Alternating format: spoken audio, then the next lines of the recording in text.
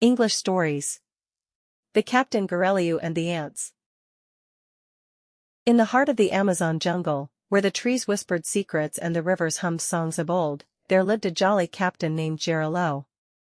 He wasn't just any captain, he was the proud commander of a shiny gunboat named the Benjamin Constant.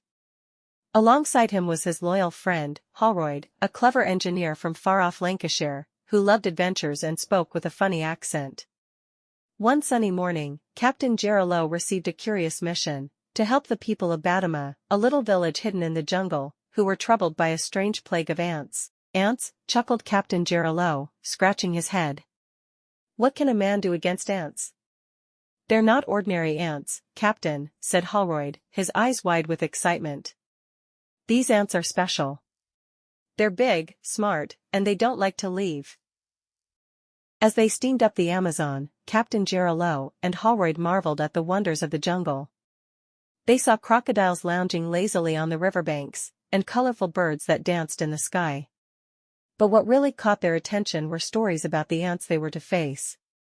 These ants are like tiny warriors, explained Holroyd.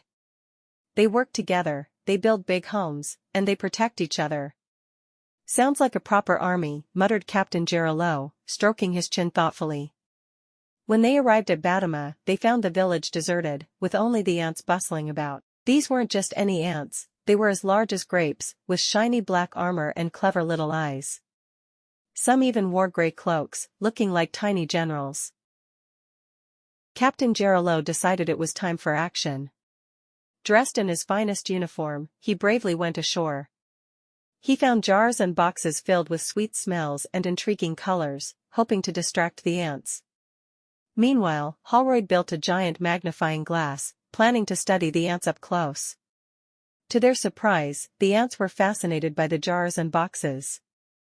They gathered around, sniffing and inspecting curiously.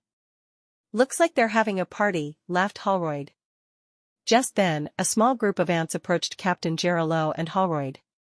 They weren't here to fight, they were here to talk. With the help of Holroyd's magnifying glass, they could understand the ants' tiny voices. We don't mean to cause trouble, said the ant general, a wise old ant with a gray cloak. We're just looking for a new home. Why not share the village, suggested Captain gralleau, always the peacemaker. The ants agreed, and so began a wonderful friendship.